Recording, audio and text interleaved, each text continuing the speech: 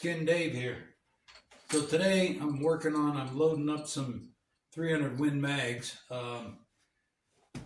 My notes say that this load that I'm making should be somewhere in the area of 30,000, 42 feet per second, which is just about what I want out of this 180 grain bullet. So I'm going to check them real quick and then finish. I loaded up enough here to check the velocities, and I'll go from there. So anyway, that's what I'm doing. If you want to grab a cup of coffee and hang with me, be happy to have you along. So I'm going to get set up here. Next time I'll be out on the range. Well, you can see we got a little snow yesterday, about 6 or 7 inches, maybe 8 inches in the work. It was real wet though. It kind of flattened out real quick. But I still had to shovel all around the house and had to plow the driveway. And I'll tell you, it tuckered me out. That a snow shovel full of that snow had to weigh 20 pounds. It was pretty heavy snow. Anyway, I'm going to try this out right here. I got a couple of projects coming up later on, so I want to get this rifle. It shoots well. I'm loading up some new shells for it. I mean, it's a one-holer, you know, but I'm loading up some shells for it, and I want to check and make sure everything's still the same, because we'll be shooting it at longer ranges. So I got a crony there. I'm just going to shoot it into the bank just to catch an average on the velocities. So.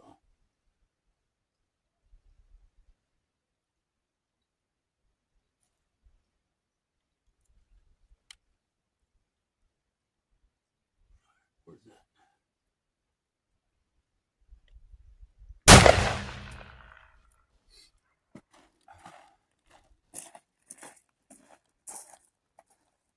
Well, 2962.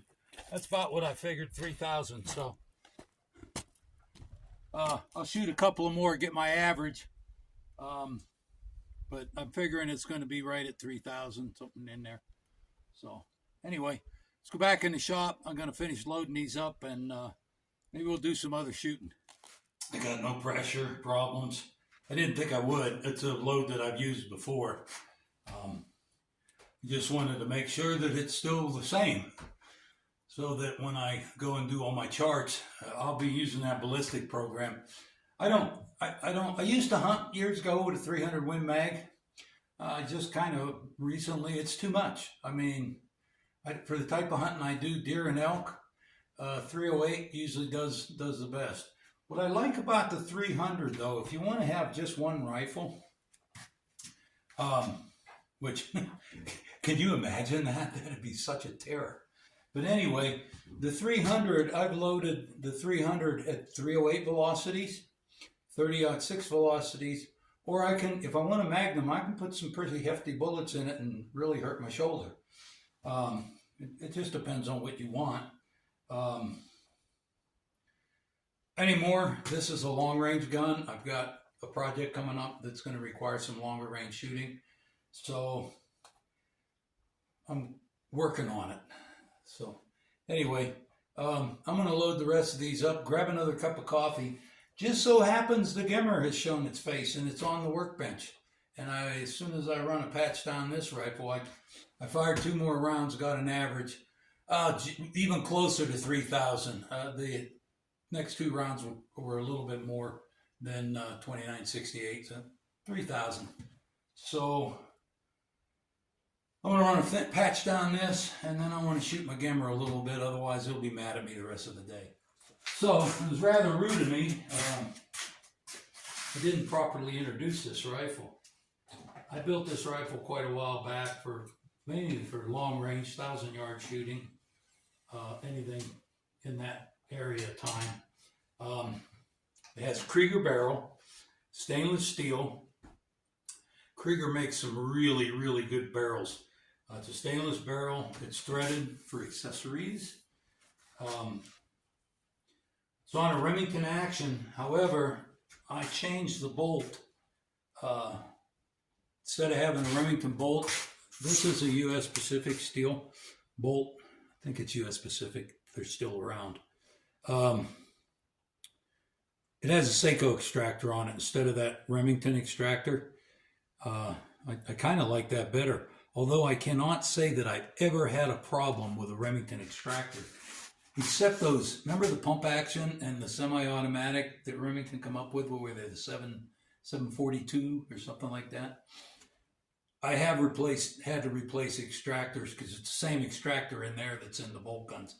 I have had to replace those before, but in a bolt gun, they rarely fail, and it looks like they're just destined to fail, but they don't. So anyway, those two things on this rifle. One of the things I noticed about the Krieger barrel, when I broke it in, it was shooting one hole. When I was breaking it in, 3 shots, clean it, 3 shots, clean it, 3 shots, the game. And yeah, so it's always shot a one hole. I tested it out here the other day, and still shooting one hole. So I'm loading it up for this longer range project that I'm going to be working on. It has a Leupold scope on it. Let's see, this one is 14, yeah. 4.5 to 14. It's 14's enough for 1,000 yards, in my opinion. Sometimes you get too powerful a scope, and then I don't know. It's good for identifying things, but for actually holding steady, 14's good enough. It's got a HS Precision stock on it. It's all aluminum bedded, Timney trigger, 3 pounds, and it has a cheek weld deal on it too, which to get the same cheek weld when you're shooting longer distances, you want to have the exact same cheek hold on it. So anyway, that's the rifle I'm working with today. Sorry, I'm horrible with introductions, but at least I remembered its name. Anyway, get another cup of coffee. Gemmer definitely was crying foul. Kind of like these dogs I have. You pet one, the other one's got to have the same thing. Well, same with the Gemmer. So we did those. I did those experiments, and it turned out that a minute of angle on the scoped rifle is the same as a minute of angle on one of these. And it turned out that you can use a ballistic program to guide these missiles also. So this Gemmer it's not drilled and tapped. And this is an original action. It's like an early 1900s, like pretty close to 1900 action. And I don't want to drill it and tap it. So it has, because it's a Gemmer, it has a Hawkins style ladder sight on it. So what I was wondering, and to take it a little bit further, is each step of that ladder, how much is it? And if it could be related into minutes of angle also, each step. And it turns out it can. According to the booklet that comes with that veneer sight, in between each line is 50 thousandths, and it represents 5 minutes of angle. So a minute of angle is about 10 thousandths raise in that sight.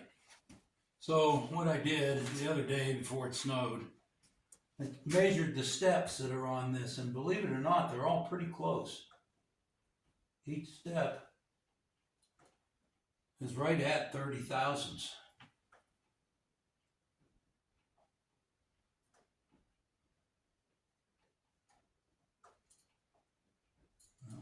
Yeah. Yep. Each step is right at 30 thousandths. So each step is 3 minutes. So the other day before it snows, I took it out, and it's an open sight gun. I'm never going to shoot it more than 100 yards, maybe 150 yards at an animal. Excuse me. And I can I can use my sight picture and do all right. If I wanted to go to like 300 yards, which according to the chart, I probably only have enough steps on this ladder sight to go to about 300, 320 yards. That's probably further I'm going to shoot with open sights anyway, so it's kind of a moot point, but it was interesting. And so I loaded up some shells, and I'm going to shoot a little bit today just because I don't want this gun to feel left out. So if your coffee's getting chilly, get some more, and let's go blast this thing off. Oh, sure. It's sure nice to have the sun come out. There's a little bit of blue, probably more clouds than blue, but every once in a while the sun comes out, and that's a nice welcome change. Only problem, this wet snow is going to melt off fast and just make it, the ground is still frozen, okay? We just left February, and the ground is still frozen, so when it melts off, there's about 2 inches of mud because the water will not soak into the ground. One of the things is I put in all those drains last year, if you remember, and at least I've been putting the snow, piling it up on them drains, so as it melts, them drains should take it away from here. I'm just going to do some offhand practice here for a little bit. Thought you might want to join me.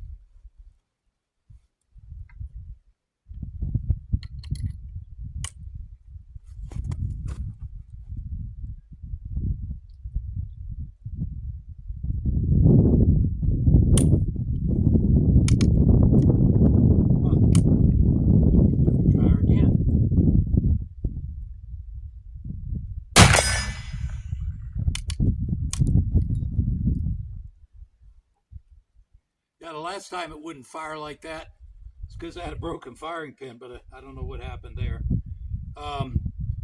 Sometimes as your brass gets older, I clean the pocket out every time I reload them. And sometimes as your brass gets older, black powder doesn't push that pocket back out, so your primers get seated a little bit deeper. And every once in a while you'll have that happen. Oh. I really like this gun.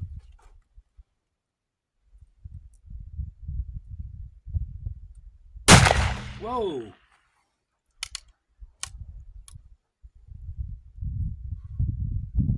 That was a miss. I can't believe it. My fault, not the rifles. One of the differences that I found was your sight picture is very important.